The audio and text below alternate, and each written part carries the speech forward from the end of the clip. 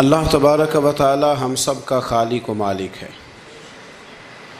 ہمارے پاس اس قدر بے شمار نعمتیں ہیں کہ رب خود فرماتا ہے کہ تم گننا چاہو تو تم گن نہیں سکتے، اور زیادہ تر نعمتیں وہ ہیں جو اللہ نے ہمیں بغیر مانگے عطا فرمائی ہیں، بغیر ہماری خواہش کے، بغیر ہماری طلب کے، بغیر ہماری دعا کے رب کریم نے اپنے فضل سے عطا فرما دی۔ نعمتوں کے ادا کرنے کے بعد شکر کا حکم ضرور دیا گیا ہے، لیکن کوئی اتنا سخت طریقہ اس کا وضع نہیں کیا گیا کہ اب سارا دن کو شخص مسجد میں بیٹھا رہے تو شکر ادا ہوگا۔ اب اس کو یہ نہیں کہا گیا کہ تمہیں آنکھیں دی ہیں تو 2000 نفل پڑھو ایک آنکھ کے لیے، نہ یہ فرمایا گیا ہے کہ تمہیں اب زبان دی ہے تو تم اس طرح کرو، پہلے اس کے لیے 20,000 نوافل ادا کرو، 100 قرآن مجید ختم کرو۔ ایسی کوئی بات نہیں ہے، بلکہ اللہ تبارک و تعالیٰ نے شکر کا حکم دیا، اور جو چیز زیادہ اہم ہے، جو زیادہ توجہ طلب ہے، جو چیز زیادہ سمجھنے والی ہے، وہ یہ ہے کہ مالک نے سارا کچھ دے کے جو مطالبہ کیا ہے وہ یہ ہے کہ تم نے اب جو نیک عمل کرنا ہے وہ خالص میری رضا کے لیے کرنا ہے۔ قُلْ إِنَّ صَلَاتِي وَنُسُكِي وَمَحْيَايَ وَمَمَاتِي لِلَّهِ رَبِّ الْعَالَمِينَ، محبوب فرما دیجیے بے شک میری نماز، میری قربانیاں، میرا دنیا میں رہنا اور میرا دنیا سے پردہ کرنا اس رب کے لیے ہے جو تمام جہانوں کا پالنے والا۔ ہمیں یہ حکم ہے کہ ہم جب بھی کوئی خیر کا کام کریں، جب بھی کوئی اچھا کام کریں، جب بھی کوئی بھلائی کا کام کریں تو اس میں نیت خالص کریں، ارادے خالص کریں۔ انسان کو جو اجر ملے گا نا قیامت کے دن، جو ثواب ملے گا وہ اس کی نیت اور ارادے پر ملے گا۔ امام جلال الدین سیوطی رحمۃ اللہ علیہ سے کسی شخص نے کہا تھا جی ایک حدیث میں نے پڑھا ایک نیکی کا 10 گنا اجر ہے، ایک میں پڑھا 70 گنا، ایک میں 700 گنا ہے، تو اجر ہے کتنا؟ تو آپ فرمانے لگے جتنی نیت اچھی اتنا اجر بھی زیادہ۔ یہ تو ڈیپینڈ کرتا ہے تیرے اوپر۔ کام لوگ کراتے ہیں نا، ہماری مسجد میں کام شروع ہے، کام لوگ کراتے ہیں، تب کچھ لوگ ایسے ہوتے ہیں کوئی بھی کام کرنے والا وہ کام کا تب اس سے جان چھوٹے کسی طریقے سے، اور کچھ کام کرتے ہیں تو مزہ آ جاتا ہے۔ ان کی صفائی، ان کی دلچسپی، ان کا ذوق، ان کا شوق، ان کی توجہ بتلاتی ہے کہ یہ شخص واقعی کام کرنا چاہ رہا ہے اور اس کی دلچسپی ہے۔ نیکی جب آپ ذوق سے کرتے ہیں، شوق سے کرتے ہیں، دلچسپی کے ساتھ کریں، یہاں تو بہت سارے لوگ دین کا نام لے کے اپنا قد اونچا کرتے ہیں، صدقات و زکوٰۃ کا نام لے کے لوگ اپنے آپ کو سخی مشہور کرتے ہیں۔ یہاں تو لوگ نماز پڑھ کے معاشرے کے اندر اپنا وقار بڑھانا چاہتے ہیں، اللہ ماشاء اللہ کہ میں نمازی ہوں۔ یہاں تو لوگ کوئی خیر کا کام کر کے دیکھیں نا، اب کیا ہو رہا ہے حج عمرے کے موقع پر جو کام سب سے زیادہ ہوتا ہے وہ تصویریں کھینچنے کا ہے، سب سے زیادہ۔ اب میں چل پڑا ہوں، اب میں پہنچ گیا ہوں، اب میں جہاز میں بیٹھ گیا ہوں، اب نفل پڑھ لیے ہیں، احرام باندھ لیا ہے، طواف ہو گیا ہے، یوں لگتا ہے بندہ نہیں طواف کر رہا، موبائل طواف کر رہا ہے۔ یہ سب سے زیادہ لوگ ملنے آتے ہیں، پیار کرتے ہیں، دور دراز سے حضرات کئی دفعہ محبت کے ساتھ تشریف لے آتے ہیں، تو مجھے پتہ ہوتا ہے کہ اب جو کام سب سے ضروری ہے وہ تصویر کھینچنے کا ہے، وہ کرنا ہی ہے اور وہ کرنا ہی پڑے گا، اس کی مکمل تیاری ہوتی ہے، وہ پروگرام بنا کے آئے ہوتے ہیں۔ میرے بھائیوں یہ یاد رکھیں کہ کوئی بھی کام جب تک اس میں اللہ تعالیٰ کی رضا شامل نہیں ہوتی، دیکھیں نا اللہ دلوں کے حال جاننے والا ہے۔ اگر کوئی شخص کسی قسم کی بددیانتی کرتا ہے، خیانت کرتا ہے، ظلم کرتا ہے، وہ لوگوں سے چھپ کے بھی کرے تو رب کریم کی سزا سے بچ سکتا؟ وہ چھپ کے کرے کیا کر لے گا؟ نبی کریم صلی اللہ علیہ وسلم نے فرمایا رب جب کسی کو رسوا کرنا چاہتا ہے تو 7 پردوں کے پیچھے چھپے بھی کر دیتا ہے، اور جب اللہ کسی کو عزت دینا چاہتا ہے تو پھر کوئی اس سے چھین سکتا؟ یہ میرے مالک کا نظام ہے، اس میں آپ کسی قسم کی کوئی جو ہے وہ مداخلت کرنے کے مجاز نہیں ہے۔ اپنی ارادوں کو، اپنی نیتوں کو، اپنے شوق اور ذوق کو خالص رکھیں اللہ کی رضا کے لیے، اس میں شائبہ نہ ہو، شک نہ ہو کسی قسم کا، غیر کی آمیزش نہ ہو۔ نماز پڑھیں تو اللہ کی رضا کے لیے، صدقات و خیرات کریں تو اللہ کی رضا کے لیے۔ کسی کام میں آپ مداخلت کرتے ہیں، بھائیوں کی لڑائی ہو گئی ہے، دوستوں کا جھگڑا ہو گیا ہے، رشتہ داروں میں کسی جگہ کوئی ایسی ضرورت پڑ گئی ہے جہاں آپ کے مداخلت کرنے سے حالات بہتر ہو سکتے ہیں، تو مداخلت ضرور کریں، چودھری بننے کے لیے نہیں، پنچایت کا سرپنچ بننے کے لیے نہیں، اس نیت سے کہ میرے نبی پاک علیہ السلام نے فرمایا جس نے دو لوگوں کی صلح کرا دی رب 2 حج اور 2 عمرے کا ثواب عطا فرمائے۔ اس ارادے سے، اس نیت سے، اس ذوق سے، اس شوق سے، اس توجہ کے ساتھ آپ آگے بڑھیں گے کہ ہم نے اللہ کی رضا کے لیے کرنا ہے۔ ہمارے آج کل کے جتنے امور ہیں ان امور کے اندر دنیا داری غلبہ کرتی چلی جا رہی ہے، ہر کام میں دنیا داری کی آمیزش ہو جاتی ہے، نہ چاہتے ہوئے بھی، نہ ارادہ کرتے ہوئے بھی، بہت ساری جگہوں پہ، اور دنیا داری اتنی غالب ہو گئی ہے کہ دنیا ہی دنیا نظر آنے لگ گئی ہے، دنیا ہی دنیا، یعنی کوئی چیز کیمرے کی آنکھ سے چھپ نہیں پا رہی، کوئی بات ایسی نہیں جس پر لوگوں کی نظریں نہ ہوں، کوشش کریں۔ اور عجیب بات یہ ہے کہ دنیا داری ہو، دولت ہو تو اس کو چھپا کے رکھا جاتا ہے، اور دین کی کوئی بات ہو اس کو نشر کرنا ضروری سمجھا جاتا ہے تاکہ لوگوں کو میرے تقوی اور میری پرہیزگاری کی خبر جلدی جلدی مل جائے۔ میرے نبی کریم علیہ الصلاۃ والسلام نے خالص اللہ کی رضا کے لیے ہر کام کرنے کا حکم دیا۔ سیدہ عائشہ صدیقہ رضی اللہ تعالیٰ عنہ راوی ہیں، الترغیب و ترہیب میں حدیث ہے، پیارے حبیب کریم سید عالم صلی اللہ تعالیٰ علیہ وسلم نے ارشاد فرمایا کہ حضور ایک دن مجمع صحابہ کے مجمع میں حضور نے پوچھا بتاؤ اسلام کی سب سے مضبوط بنیاد کیا ہے؟ ایک صحابی نے کہا یا رسول اللہ نماز پڑھنا۔ 5 وقت لوگ جمع ہوتے ہیں، ایک دوسرے کا حال احوال پوچھتے ہیں، معاملات ہوتے ہیں۔ یا رسول اللہ صلی اللہ تعالیٰ علیہ وسلم مضبوط بنیاد ہے اسلام کی نماز پڑھنا، 5 وقت جمع ہونا۔ حضور نے فرمایا بات تمہاری ٹھیک ہے پر تم میری مراد کو نہیں پہنچے۔ عرض کی حضور حج کرنا، مختلف رنگ، مختلف نسلیں، مختلف قبیلے، مختلف بولیاں، لیکن جب حج کرنے پہنچے تو لباس بھی ایک ہی ہو گیا، گفتگو بھی ایک ہی، لبیک اللہم لبیک لبیک لا شریک لک لبیک ان الحمد والنعمت لک والملک لا شریک لک لبیک۔ ایک ہی صف میں کھڑے ہو گئے محمود و یاز، نہ کوئی بندہ رہا نہ کوئی بندہ نواز۔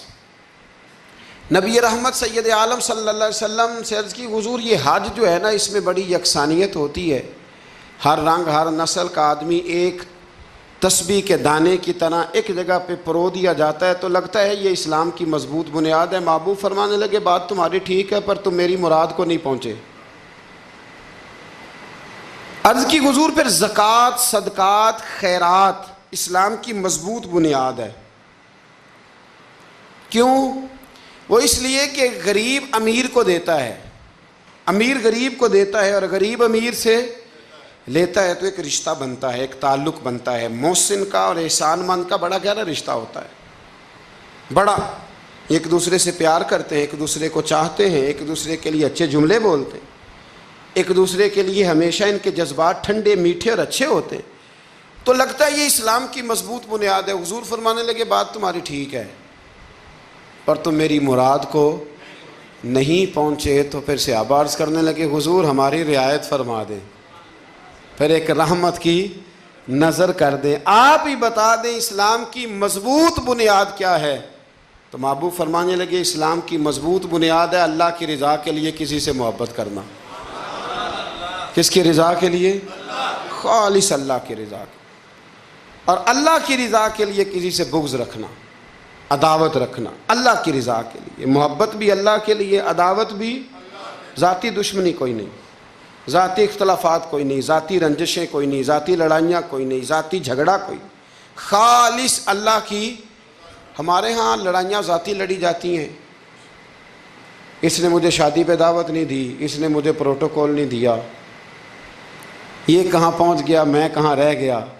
ذاتی لڑائیاں لڑی جاتی ہیں، دینی نہیں، مذہبی نہیں، اخلاقی نہیں۔ دیکھیں آپ، چاہیے تو یہ تھا نا کہ شادی کے موقع پر یہ لڑائی نہ ہوتی کہ اس نے مجھے پوچھا کیوں نہیں، لڑائی یہ ہوتی کہ یار تو غیر شرعی کام کوئی نہ کرنا، اللہ رسول کی ناراضگی والا کام کوئی نہ کرنا، اگر تو نے کیا تو میں نے کوئی نہیں آنا، اگر تو یہ حرکت کرے گا تو پھر میرا تیرا معاملہ درست نہ رہ سکے گا۔ یہ لڑائی ہونا چاہیے تھی، نہ کہ یہ لڑائی ہوتی کہ مجھے بلایا کیوں نہیں، پروٹوکول کیوں نہیں دیا، اعزاز کیوں نہیں دیا۔ تو حضور نے فرمایا اسلام کی مضبوط گرہ، اسلام کی مضبوط بنیاد ہے اللہ کی رضا کے لیے محبت کرنا اور اللہ کی رضا کے لیے کسی سے عداوت رکھنا۔ حضرت موسیٰ کلیم اللہ علیہ نبینا علیہ الصلوۃ والسلام پر اللہ کریم نے وحی فرمائی کہ اے موسیٰ، اے میرے کلیم، میرے لیے بھی کوئی کام کیا ہے؟ عرض کی اللہ میں نے نمازیں پڑھی، روزے رکھے، تبلیغ کی۔ فرمایا وہ تو آپ کی ذمہ داریاں تھیں، وہ تو آپ نے اپنے لیے کیا، میرے لیے بھی کچھ کیا ہے؟ رب کریم نے پوچھا موسیٰ میرے لیے بھی کچھ کیا ہے؟ عرض کی اللہ یہ سارا کچھ، فرمایا مالک تیرے لیے کیا۔ کہا یہ تو آپ نے اپنے لیے کیا، آپ کی ذمہ داریوں میں شامل تھا، مالک تیرے لیے کیا ہے؟ فرمایا کسی بندے سے محبت کی ہے کہ یہ اللہ کا بندہ ہے، کسی بندے سے محبت کی ہے کہ یہ اللہ کا بندہ ہے، یا کسی کے ساتھ تمہاری صرف اس لیے ناراضگی ہو کہ یہ اللہ کا نافرمان ہے، اللہ رسول کا دشمن ہے، معاذ اللہ بے ادب ہے۔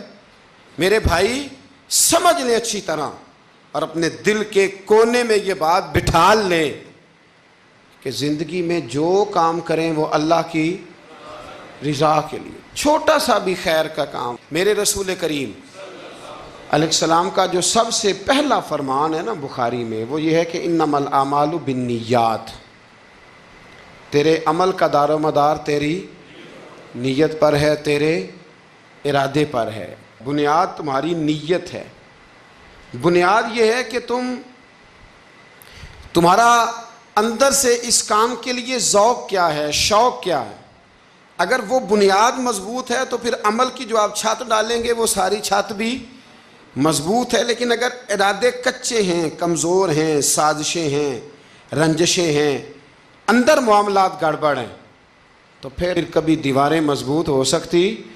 نیتیں اچھی کریں۔ بڑی سادی مثال، بڑی صاف ستھری، مولا کائنات شیر خدا حضرت علی المرتضیٰ کرم اللہ تعالی وجہ الکریم نا، آپ ایک جگہ جنگ لڑنے کے لیے گئے، جہاد ہو رہا ہے۔ عرب کے جو لوگ ہوتے تھے وہ دشمن کو سزا بڑی سخت دیتے تھے۔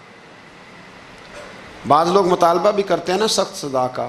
ہمارا سرائکی کا ایک شاعر ہے، وہ کہا کرتا ہے جے تنگ ہے ساڈی زندگی تو تے دے سخت سزا تیری جان چھٹے، ساکو مار نہ شاکر کستاں وچ یک لخت مکا تیری جان چھٹے۔ عرب کے لوگ نا سخت سزا دیتے تھے، سخت، وہ اذیت دیتے، کبھی انگلی کاٹ دیتے، کبھی ہاتھ کاٹ دیتے۔ مختار سقفی نے جب امام علی مقام رضی اللہ تعالیٰ عنہ کے قاتلوں کو قتل کیا تو زیادہ تر کی گردنیں نہیں کاٹی تھی، بلکہ اس نے ہاتھ پیر کاٹ کے لوگوں کو جنگلوں میں پھینک دیا تھا، تڑپ تڑپ کے لوگ مر گئے۔ اسلام اس اذیت کا قائل ہے۔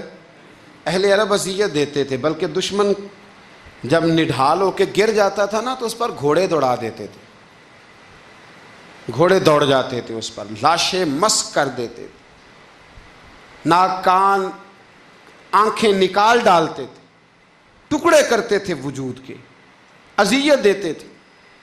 تو جب کوئی آدمی کسی کے نرغے میں آ جاتا تھا نا، قابو میں آتا تھا، تو اس کی خواہش ہوتی تھی کہ میں مارنے والے کو غصہ دلاؤں تاکہ مجھے جلدی مار دے، اذیت نہ دے، تکلیف نہ دے، مجھے جلدی مار ڈالے، جلدی قتل کر ڈالے۔ یہ ان کا مزاج ہوتا تھا، رویہ ہوتا تھا۔ حضرت مولا علی شیر خدا کرم اللہ تعالی وجہ الکریم دشمن پر غالب آ گئے۔ جب غالب ہوئے تو اس نے معاذ اللہ حضرت علی پر تھوک دیا۔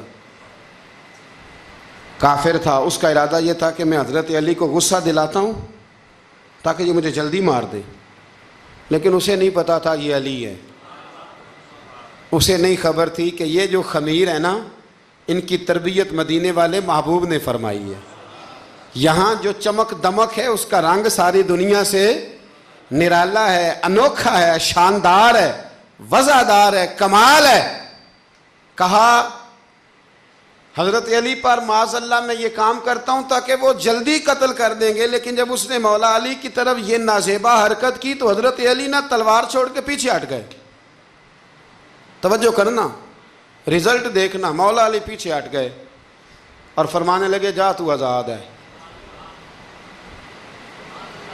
وہ کہنے لگا میں آزاد ہوں کس طرح، کیسے؟ تو حضرت علی فرمانے لگے میرا تیرا ذاتی جھگڑا تو کوئی نہیں نا، نہ تو نے میری زمین پہ قبضہ کیا، نہ میرا مال لوٹا، نہ میری عزت پر ہاتھ ڈالا. میرا تیرا جھگڑا اللہ کی رضا کے لیے، خالص اس لیے کہ تو اللہ کی نافرمانی کر رہا، خالصتاً اس لیے تیرا اور میرا یہ جھگڑا ہے. باقی جہاں تک تعلق اس بات کا ہے کہ اب تو نے میری ذات شامل کر دی، اب تو نے مجھے تکلیف دے دی، اب تو نے مجھے اذیت میں مبتلا کر دیا. تو حضرت مولا علی شیر خدا فرمانے لگے اب ذات آ گئی ہے میری بیچ میں، اب میری ذات بیچ میں آ گئی ہے. اب اگر میں تجھے قتل کروں گا تو لگے گا میں نے اپنے ذاتی غصے میں قتل کیا ہے. لہٰذا اب معاملہ یہ ہے کہ میں تجھے آزاد کرتا ہوں، اب تو چھٹی کر سکتا ہے، جا سکتا ہے، دوبارہ کبھی میرے ہاتھ آئے گی تو دیکھی جائے گی. مولا کائنات نے اسے چھوڑ دیا، لیکن وہ حضرت علی کا غلام بن گیا. وہ غلام بن گیا. کہنے لگا علی اب سمجھ آئی ہے کہ دین کتنا شاندار ہے، دین کتنا اعلیٰ ہے، دین کی قدریں کتنی پاکیزہ اور کتنی حسین ہیں اور کتنا منور ہے محبوب کریم کا دین. آپ مجھے کلمہ ہی پڑھا دیں. گویا جو بندہ تلوار سے فتح نہ ہو سکا وہ مولا علی کے خلوص سے فتح ہو گیا. حضرت علی کے خلوص سے، للہیت سے، اللہ کے ساتھ جو ان کا رشتہ تھا اس رشتے کی برکت سے وہ آدمی فتح ہو گیا. میرے بھائی ہمارے معاملات کے اندر للہیت ختم ہوتی جا رہی ہے، خلوص نہیں رہا. کرامتیں ہیں، کہانیاں ہیں، داستانیں ہیں، الزامات ہیں، جھوٹ ہے، فریب ہے، فراڈ ہے، بڑا کچھ ہے. اگر نہیں ہے تو خلوص نہیں ہے، اگر نہیں ہے تو ہمارا اللہ اور اس کے رسول کے ساتھ رضا والا معاملہ نہیں ہے. کسی چیز کو اس کی حقیقت کی بجائے ہم تصورات کی دنیا میں جا کے، خیالات توہمات اور افواہوں کی دنیا میں جا کے اس کو قبول کرتے ہیں. یاد رکھو جن لوگوں کی زندگیاں اللہ کی رضا کے لیے تھیں وہ لوگ بڑے اچھے تھے، بڑے خوش بخت تھے، بڑے خوش نصیب تھے. انہیں بدر کے میدان میں گردنیں کٹانے میں بھی بڑا ہی مزہ آیا تھا.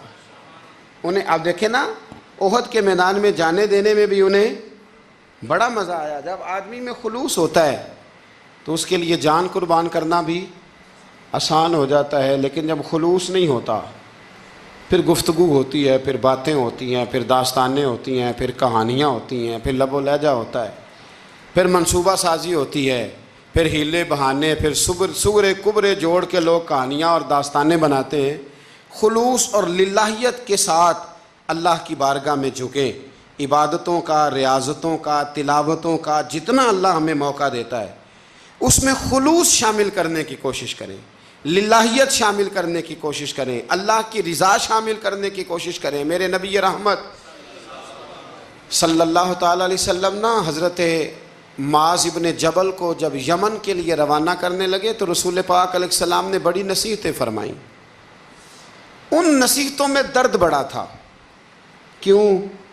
اس لیے کہ حضور نے انہیں بتلایا تھا کہ جب تم واپس آؤ گے تو میری تمہاری ملاقات نہیں ہوگی، تم میری قبر سے گزرو گے. اکھاں جدوں میٹیاں زمانہ مینوں روے گا، اپنا تے اپنا بیگانہ مینوں روے گا. جدوں نہ میں دسیا میں خاراں نوں میں خانے وچ، جام ٹوٹ جان گے تے میں خانہ مینوں روے گا. کئی لک لک رون گے تے کئی بک بک رون گے. گلیاں دا ایانا تے سیانا مینوں روے گا. اور کیا خوبصورت بات انہوں نے کہی تھی، مجھے بڑی پسند ہے. کہنے لگے بے قدراں کچھ قدر نہ جاتی، او کیتی خوب تسلی ہو، اے دنیا دار پجاری زر دے کتیاں دے گل ٹلی ہو. بک بک روسن اکھیاں تکیو ویکھ حویلی کلی ہو. تے کوچ نصیر اساں جدوں کیتی پھر پہ جانی تھر تھلی ہو. کوچ نصیر اساں جدوں کیتی پھر پہ جانی پھر کمال ہو جائے گی، بعد مرن دے مکھڑا میرا ہو جاوے جے تازہ، پھر سمجھ لینا محبوب میرے نے آن پڑے ہے جنازہ۔ حضرت معاذ ابن جبل رضی اللہ تعالیٰ عنہ سے حضور نے فرمایا معاذ جب تم واپس گزرو گے نا تو میری قبر کے پاس سے گزرو گے، ملاقات نہیں ہوگی۔ تو وہ جو نصیحتیں تھیں نا اس موقع پر جب آپ گویا کسی سے آخری ملاقات کر رہے ہوتے، ان نصیحتوں کے اندر جو حسن ہوتا ہے، کمال ہوتا ہے، وہ تو جاتے جاتے کی بات لے سجنا سا توڑ نہیں پائی تو جان ہی دتی راہ تیرے، وہ جو جاتے جاتے کی گفتگو ہوتی ہے، وہ جو انداز ہوتا ہے بڑا کمال ہوتا ہے، اور اس کی گہرائی اور گہرائی کو وہ سمجھ سکتا ہے جس کو وہ لمحے میسر آتے، جو اس وقت اس مقام پہ کھڑا ہوتا ہے۔ حضرت معاذ ابن جبل رضی اللہ تعالیٰ عنہ تڑپ کے روئے، کہا حضور کیا فرما رہے ہیں؟ حضور کوئی خاص نصیحت تو نبی پاک نے بڑا کچھ فرمایا، ایک جملہ حضور نے یہ کہا معاذ عمل جتنا بھی کرنا خلوص کے ساتھ کرنا، اور محبوب نے فرمایا تیرا خلوص کے ساتھ کیا ہوا تھوڑا عمل بھی رب کی بارگاہ میں زیادہ بنا کے تیرے لیے ذریعہ نجات بن جائے گا۔ جتنا بھی کرنا خلوص کے ساتھ کرنا، بولیے خلوص کے ساتھ کرنا، للہیت کے ساتھ کرنا، اس کے اندر کوئی کمزوری نہ آنے پائے، للہیت کے ساتھ، خلوص کے ساتھ، رواداری کے ساتھ، پیار کے ساتھ کرنا۔ میرے بھائیوں، یہ سمجھنے کا مقام ہوتا ہے کہ جب ہم اللہ اور اس کے رسول صلی اللہ علیہ وسلم کی رضا کے لیے کوئی عمل کرتے ہیں تو اس کا بھی ہمارے دل کو پتہ ہوتا ہے، اور جب اندر ریاکاریاں ہوتی ہیں تو ہمارے دل کو اس کا بھی پتہ ہوتا ہے۔ ہمیں دونوں باتوں کی خبر اب ہمیں خود سوچنا ہے، ہمیں خود فکر کرنی ہے، غور کرنا ہے کہ ہمارا انداز۔ ایک بزرگ تھے امام غزالی نے لکھا ہے انہوں نے 7 سال پورے پانچوں نمازیں جماعت کے ساتھ پڑھی اور پہلی صف میں تکبیر اولیٰ کے ساتھ پڑھی۔ 7 دن نہیں پوری پڑھی جاتی پانچوں نمازیں پہلی صف میں پہلی تکبیر کے ساتھ، 7 پہلی صف میں تکبیر اولیٰ کہتا ہے امام نے اللہ اکبر کہا پہلی تکبیر میں تو ہم نے بھی ساتھ ہی اللہ، پہلی صف میں 7 سال تک پانچوں نمازیں تکبیر اولیٰ سے، بہت بڑا کارنامہ ہے، بہت بڑی بات ہے۔ مطلب بندہ یہاں سے اٹھ کے آتے، وضو کرتے، کوئی معاملہ آ گیا، کوئی مطلب اس کو حاجت ہو گئی استنجا وضو کی تو وہ ٹائم نکل جاتا ہے، کئی دفعہ ایسے ہوتا ہے۔ 7 سال پورے نماز پڑھی تو کہتے ہیں 7 سال کے بعد نا ایک دن 8واں سال لگا ہوا تھا تو بزرگ فرماتے ہیں میں ذرا لیٹ ہو گیا، تکبیر اولیٰ تو مل گئی پر پہلی صف نہ ملی، تیسری صف میں جگہ ملی۔ بزرگوں کے تقوی دیکھیے گا، فرماتے ہیں تیسری صف میں نے نماز پڑھی تو میرے دل کے اندر خیال آیا یار لوگ کیا سوچیں گے کہ اتنا اچھا اس کا ریکارڈ تھا، پہلی صف میں یہ نماز پڑھتا تھا تو آج تیسری صف میں لوگ کیا سوچیں گے۔ فرماتے ہیں جب یہ لفظ زبان پہ آیا تو میرا ضمیر بول پڑا، جب یہ سوچ دل میں آئی تو میرا اندر تڑپ اٹھا، چھم چھم میرے آنسو نکلنے لگے، میں رویا۔ اور فرماتے ہیں لوگ چلے گئے اور میں نفل پڑھتا روتا رہا۔ میں نے کہا اللہ مجھے یوں لگتا ہے وہ 7 سال تک پہلی صف میں جو نمازیں پڑھتا رہا وہ تو لوگوں کو دکھانے کے لیے پڑھتا رہا۔ فرماتے ہیں میں نے 7 سال کی نمازیں قضا پڑھی، قضا نمازیں پڑھی، اس لیے کہ مجھے سمجھ آئی کہ وہ نماز اللہ کی رضا کے لیے نہیں تھی، وہ تو بندوں کو ریکارڈ بنانے کے لیے تھی۔ تو میں نے وہ 7 سال کی نمازیں قضا پڑھی، اور فرماتے ہیں اب دوبارہ سے جب میں جاتا ہوں تو پھر میں اپنے دل پہ غور کرتا ہوں کہ پہلی صف تکبیر اولیٰ پر یہ بتا نیت کیا ہے، یہ بتا کہ تیرا ارادہ کیا ہے۔ شیخ سعدی فرمایا کرتے تھے تیرے وجود کا قبلہ تو سیدھا ہے، دل کے قبلے کی بھی بات بتا۔ تیرے وجود کا قبلہ درست ہے پر دل کے قبلے کی بھی، ہاں خودی کا سر نہاں لا الہ الا اللہ، خودی کا تیغ فساں لا الہ، یہ دور اپنے ابراہیم کی تلاش میں ہے۔ صنم کدا ہے جہاں لا الہ الا اللہ، صنم کدا ہے جہاں لا الہ الا اللہ، اور اگرچہ بت ہیں جماعت کی آستینوں میں پر مجھے ہے حکم ازاں لا الہ الا اللہ۔ تو یہ جو ہمارا مزاج ہے نا لوگوں کو دکھانے کا، بتانے کا، سنانے کا، شیخ ابو العباس مرسی فرماتے کہ مجھے کئی دفعہ محبوب کریم علیہ السلام کا دیدار نصیب ہوا، میرا اور حضور کا معاملہ تھا، پھر میں نے لوگوں کو بتانا شروع کر دیا۔ فرماتے ہیں پھر انہوں نے آنا چھوڑ دیا، اس لیے کہ کچھ باتیں ایسی ہوتی ہیں جو بتانے کی نہیں ہوتی، لیکن کچھ بندوں کو بشارتیں ہوتی بڑی ہیں، وہ ان بیچاروں کو بد ہضمی ہو جاتی، وہ بتائیں نا جب تک 20 لوگوں کو، تب تک ان کی وہ بد ہضمی ختم ہے۔ حالانکہ ہر چیز بتانے کی، دکھانے کی، سنانے کی، ہر چیز کی وضاحت دینے کی نہیں ہوتی، ہر چیز ایسی نہیں ہوتی۔ حضرت ابو ہریرہ جیسے لوگ فرمایا کرتے تھے علم کی 2 تھیلیاں، ایک کھولی ہے، دوسری کھولو تو مجھے قتل کر دو۔ ہر چیز کو بتانے سمجھانے کی ہوتی ہے۔ تو خلوص دیکھیں کتنا ہے اس میں، للہیت کتنی ہے، اللہ کی رضا کتنی۔ الحمدللہ تعالی اس مہینے سے جو جولائی کا ہے، میرے خیال ہے 4-5 جولائی سے حج کی فلائٹ شروع ہو جائیں گی انشاءاللہ تعالی۔ خوش نہیں ہوئے آپ سن کے؟ جو جا رہے ہیں رب ان کا قبول فرمائے، اور جو رہ گئے اللہ انہیں موقع عطا فرمائے۔ این سعادت بزور بازو نیست تا نہ بخشندہ خدائے بخشن۔ یہ سعادتیں بازو کی قوت سے نہیں ملتی، تبھی ملتی ہیں جب اللہ عطا کرتا ہے، جب رب اپنے فضل سے عطا کرتا ہے پھر یہ سعادتیں ملتی ہیں۔ لوگ حج کے لیے جا رہے ہیں، اور آپ کو پتہ ہے حج بھی آج کل ساتھ ساتھ حج ہوتا ہے، ساتھ ساتھ سیلفی ہوتی ہے، آخر تک چلتا ہے۔ ایک بزرگ تھے حضرت ابو مرتعش ان کا نام تھا، وہ فرماتے ہیں میرا 4تھا-5واں حج تھا، نفلی حج کرنے کے لیے میں جا رہا تھا، تیاری میری مکمل ہو گئی تھی، 2-4 دنوں میں میری روانگی تھی، ارادہ میرا مضبوط تھا، معاملات سارے طے ہو گئے تھے، بس میں جانے کے قریب تھا۔ فرماتے ہیں کہ میں ایک دن گھر میں بیٹھا تھا، کریں اماں جی نے نا کہا بیٹا ذرا پتر ذرا پانی کا پیالہ دینا۔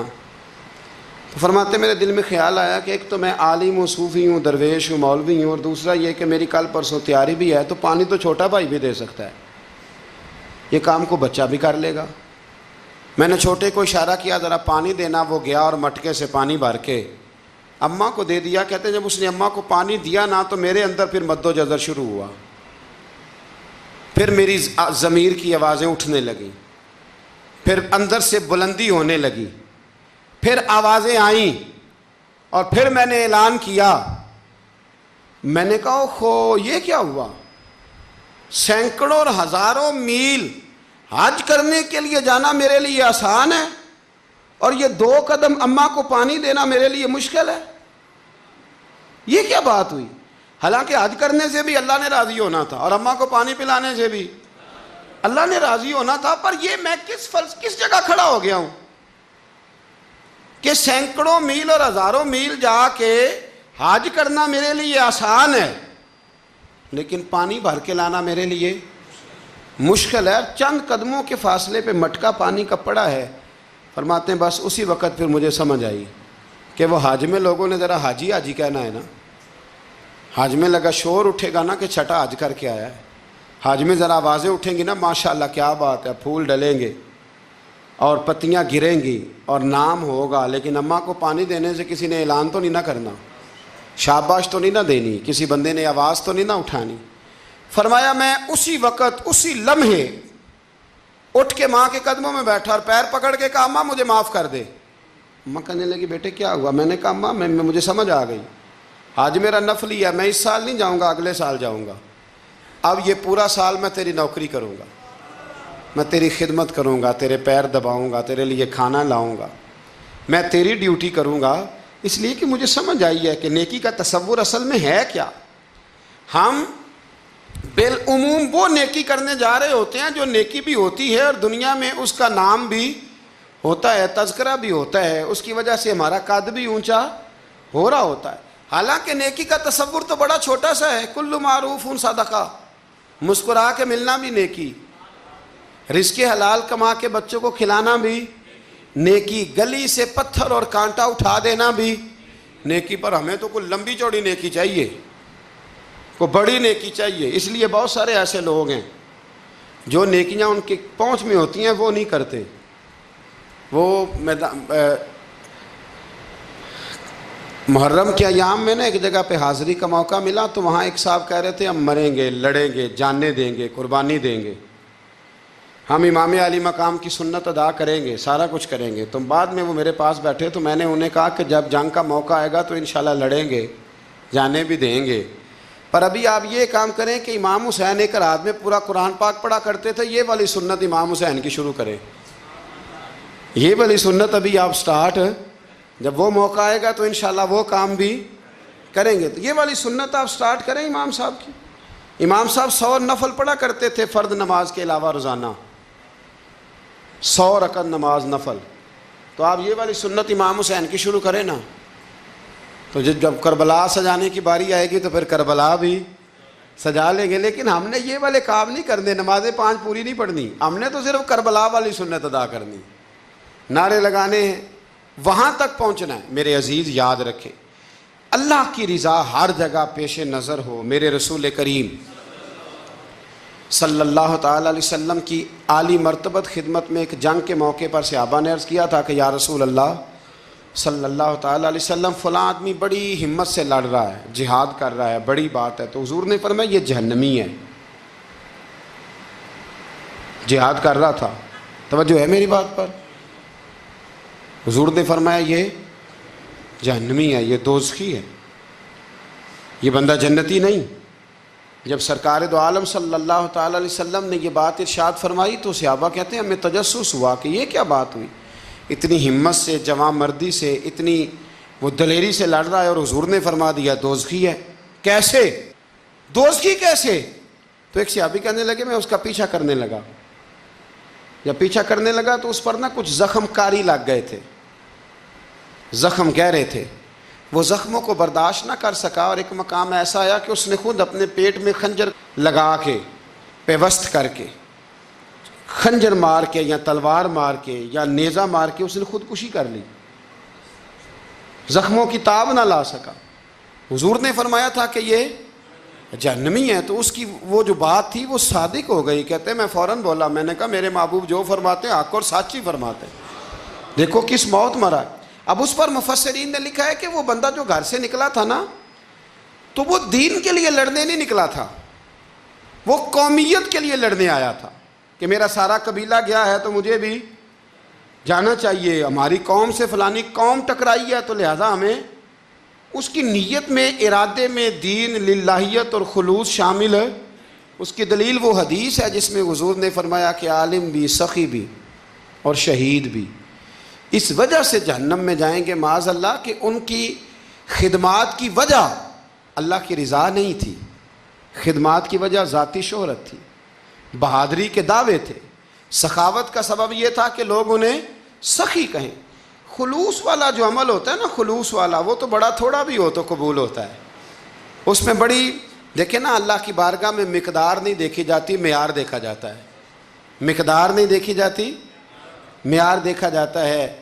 نبی کریم علیہ السلام نے ایک جنگ کے موقع پہ اعلان کیا کہ ہر بندہ چندے میں حصہ دے، قحط کا زمانہ ہے، بہت زیادہ مال کی ضرورت ہے، ہر آدمی آئے حصہ ڈالے، آگے بڑھے۔ جب سرور دو عالم صلی اللہ تعالی علیہ وسلم نے یہ اعلان فرمایا، حضور نے حکم دیا تو بڑا بڑا مال دیا۔ حضرت عثمان غنی نے کئی 100 اونٹ دیے مال کے بھر کے، حضرت صدیق اکبر نے بھی بڑا دیا، فاروق اعظم نے بھی آدھا مال دیا، حضرت عبد الرحمن ابن عوف جیسے لوگوں نے ہزاروں اور لاکھوں دینار دیے۔ ایک غریب صحابی تھے، وہ فرماتے میں نے زور سے عصر تک یہودی کے باغ میں مزدوری کی، چند کلو کھجوریں ملی تو لا کے میں نے حضور کی بارگاہ میں نذرانہ پیش کیا۔ فرماتے میرے دل میں خیال تھا کہ وہ میری اٹی کیا کرے گی، میرا ایک قطرہ کیا کرے گا، جہاں لوگوں نے لاکھوں دیے، ہزاروں دیے تو کیا بنے گا۔ لیکن فرماتے ہیں قربان جاؤں، وہ ڈھیر لگا تھا مسجد نبی میں مال کا، میرے نبی نے نا وہ مال اٹھا کے جو میں نے دیا تھا اس کے اوپر بکھیر دیا، اور حضور فرمانے لگے سن بھائی، جتنا ان سب کو اجر ملے گا اتنا اللہ تجھے اکیلے کو عطا فرمائے گا، اتنا تجھے اکیلے کو ملے گا۔ پیچھے دلیل ہے، میرے نبی پاک علیہ الصلوۃ والسلام کے فرمان کے پیچھے دلیل ہے کہ اس میں خلوص بڑا تھا، اس بندے میں للہیت بڑی تھی، اس میں ذوق تھا، شوق تھا، ہمت تھی، اس نے محنت کی تھی۔ تو خلوص والا تھوڑا عمل بھی زیادہ ہو گیا۔ چھوڑیں ریاکاریاں، چھوڑے تسنو، کوئی بھی کام کریں تو پہلے دل سے فتویٰ پوچھیں۔